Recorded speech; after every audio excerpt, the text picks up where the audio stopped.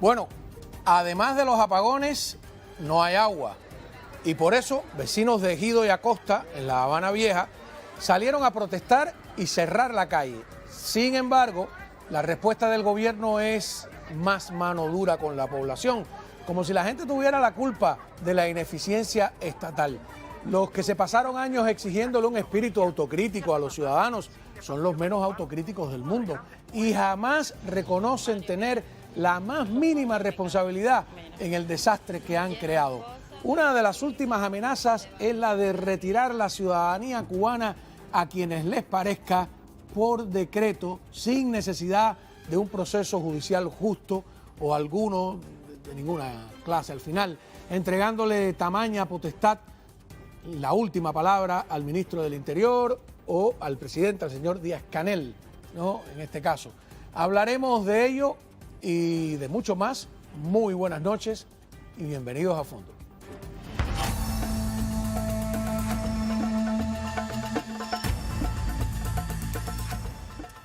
Bueno, muy bien. Para entender todo este enredo legal tenemos a Sergio Comas, analista político. Buenas noches, gracias por la invitación, Cabo. ¿Qué me cuentas? Mira, veamos primero cómo hace este tipo de anuncios la televisión oficialista. Adelante. Diputados de todo el país analizaron a través del sistema de videoconferencia los proyectos de ley de migración y extranjería publicados en la Gaceta Oficial de la República de Cuba. José Luis Toledo Santander, presidente de la Comisión de Asuntos Constitucionales y Jurídicos del Parlamento, lideró el proceso que se realiza previo al próximo periodo ordinario de sesiones de la Asamblea Nacional del Poder Popular, previsto para el próximo mes de julio. Especialistas del Ministerio del Interior y del Ministerio de Justicia asistieron al encuentro, donde se debatieron los nuevos contenidos de las leyes que se presentan luego de cerca de 4 años de trabajo.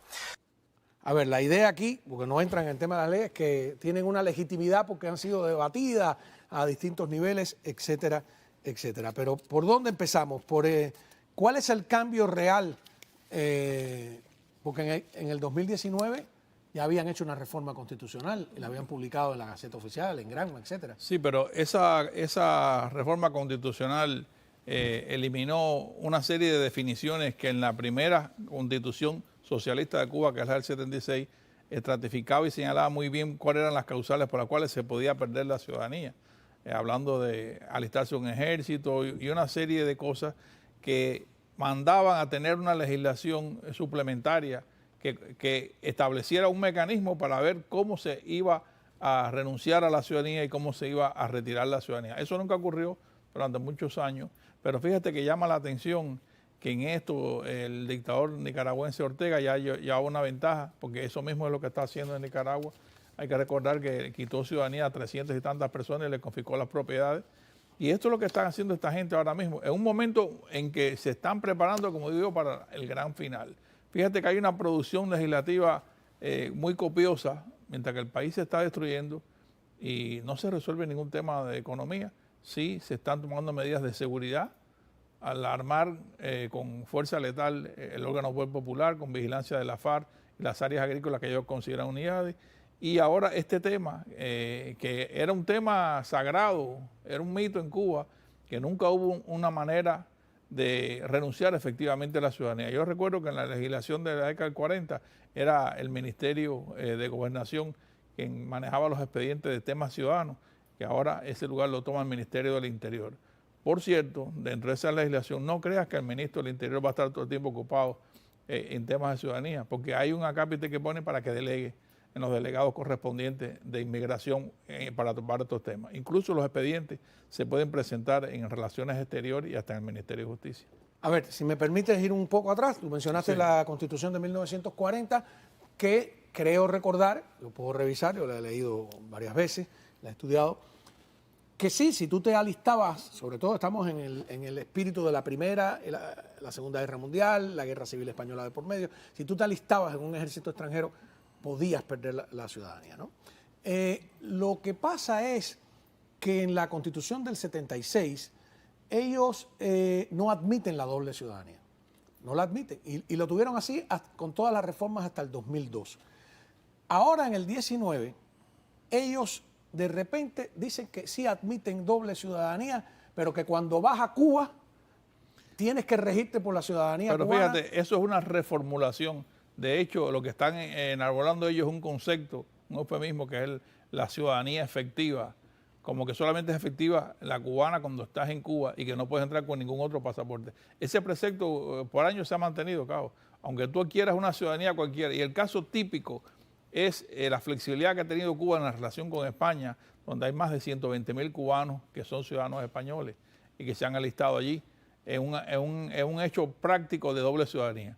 De hecho, algunas personas que caen presos en Cuba siendo ciudadanos americanos o españoles no tienen derecho a servicio consular porque Cuba no reconoce el fuero de otro país. Y es precisamente mantenerte bajo el imperio de la ley del gobierno para ejecutar todas las medidas. De hecho, la renuncia a la ciudadanía se concibe solamente en esta legislación o proyecto de legislación que está abierto a opiniones en una página digital. Si tú vives en el extranjero, tienes otra ciudadanía y presentas una solicitud que es bastante complicada. Incluso están hablando de presentar antecedentes penales, certificados de salud, cuentas bancarias y demostrar algo que no está claro todavía, que no tienes deudas con el Estado cubano de ningún género. Yo me imagino que esa coletilla aplicará contra aquellos médicos que ellos han formado y que le vayan a exigir a los que se quieran liberar que tienen que pagar una cantidad. Sí, tiene muchas cosas con ángulos muy complicados. De alguna manera estas reformas, porque todavía son una propuesta de ley, es un proyecto, repiten lo que la reforma del 2019 ya tenía. Sí. Vamos al artículo 14.1, que en el 2019 creo que tiene otro número, que dice: la adquisición de otra ciudadanía no implica pérdida de la ciudadanía cubana. Eso fue nuevo a partir del 19. Los ciudadanos cubanos, mientras se encuentren en territorio nacional, es lo que hablábamos, se rigen por esa condición en los términos establecidos en la presente ley y no pueden hacer uso de una ciudadanía extranjera. Se refleja en eso. Tú caes preso en Cuba y eres ciudadano norteamericano, pues la embajada norteamericana no le permiten que te vaya a visitar ni que te atienda, que tenga una atención consular, como tú le llamas. Pero ahora vamos a especular un poco. A mí me da la impresión de que esto ellos lo han cambiado porque ya hay funcionarios, hijos de funcionarios, etcétera, que se han hecho ciudadanos de otros países, que viven en otros países. O sea, sí, se están adaptando para la comodidad. Fíjate que primero hicieron una reformulación de qué cosa es el emigrado y se deja en el olvido aquello de salida definitiva. Ya se considera que hay un movimiento migratorio tan potente que el mérito de toda esta legislación está en el movimiento demográfico tan grande que hay.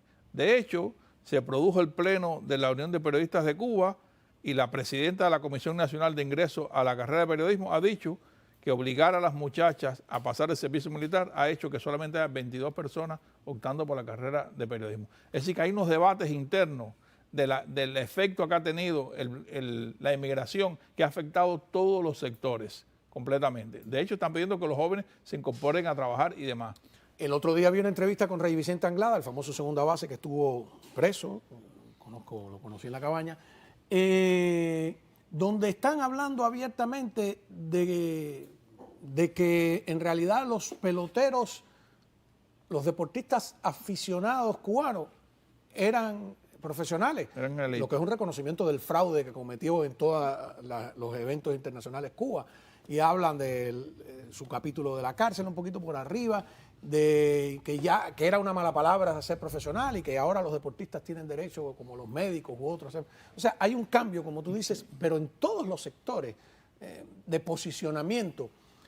Pero también es un oportunismo del poder, ¿no? Es completamente una herramienta supranacional para eliminar, por ejemplo, las personas que han promovido el expediente en Europa del acuerdo, para que se suspenda el acuerdo del 2016 con Cuba, basado en que Cuba fehacientemente viola los derechos humanos y trafica con los médicos como fuerza de trabajo que ellos explotan y demás. Y esas acusaciones, esos son personas que están en la mira de ser despojados de la ciudadanía. Por eso es que se ha habilitado un proceso orgánico administrativo que puede ser hasta apelable con el Ministerio del Interior y uno de facto que lo hace el presidente, que no tiene que cumplir ningún género de procedimiento ni de pruebas para quitarte la ciudadanía. O sea, que ¿cuál es el cambio ahora? Que ya no hay un proceso legal, aunque mencionan a los tribunales populares en el inciso 3, digamos, y que el Ejecutivo te puede por decreto quitar la ciudadanía. Sin cumplir ningún género de requisito, ni sin promover un expediente. Por ejemplo, hay una situación muy incómoda con connotados disidentes cubanos que el gobierno arbitrariamente, siendo ciudadanos cubanos, no lo deja entrar al país. Con privarlo de la ciudadanía, si ya tienen otra extranjera, ya tienen, para entrar a Cuba es un extranjero ya. Ya lo priva completamente eso. Ahora, el hecho de que se haga desde fuera significa que los propios disidentes que están en Cuba, que tengan un expediente rebelde de problemas, de infracciones, no pueden desde el territorio, aunque tengan una ciudadanía española, no pueden renunciar a la ciudadanía cubana. Tuvieran que vivir afuera para hacerlo. Ahora, este artículo 15.2, yo no lo entiendo, si tú me lo explicas, que dice que son nulos los actos realizados por ciudadanos cubanos mediante el uso de otra ciudadanía para surtir efectos en el territorio nacional. Yo creo que ese es un palo muy grande para un inversionista cubano que quiera presentar papelería administrativa o inversión de capital o gestiones de formación de compañías en Cuba utilizando la ciudadanía, la ciudadanía del país de que es americano o español, y que después se sepa que es un cubano que nunca ha renunciado a la ciudadanía. O sea, si tú eres dueño de una empresa y eres cubano inscrita en Washington, en Tennessee, no tiene una validez dentro del territorio, esa empresa no puede... No, si lo hiciste como un extranjero, si lo hiciste con documentación de un extranjero, sabiendo que eres ciudadano de ese país, ellos no lo van a aceptar de ningún género. De hecho, hay una serie de multas para personas que, siendo cubanos, hacen actos de cualquier género en el territorio nacional utilizando otro tipo de ciudadanía. Y esto del artículo 51.5 de que si te alistas en una organización armada con el objetivo de atentar contra la integridad territorial del Estado cubano, sus ciudadanos y demás personas, se te quita la ciudadanía. Bueno, todos los miembros de AFA 66 están de facto, se le quita la ciudadanía. Eso es interesante porque Fidel nunca, fíjate, interesante, Fidel nunca necesitó hacer eso. De hecho, algún par de brigadistas... se le hubiera quitado la ciudadanía porque entró en un barco con armas, atentado contra... O sea, ¿cómo es que dice ahí? Tipificaban completamente ese contra requisito. La integridad territorial del Estado, ¿no? Y él nunca lo quiso hacer. Ni siquiera los combatientes de Girón, que yo llaman mercenarios, fueron objeto de... Hubo una persona que estuvo en la Sierra Maestra que escribió algo muy interesante. Dijo, el Granma fue innecesario. Ninguno tenía prohibido entrar al país. No tenían que entrar clandestinamente. Podían haber entrado por el aeropuerto. Cuando regresemos, el primer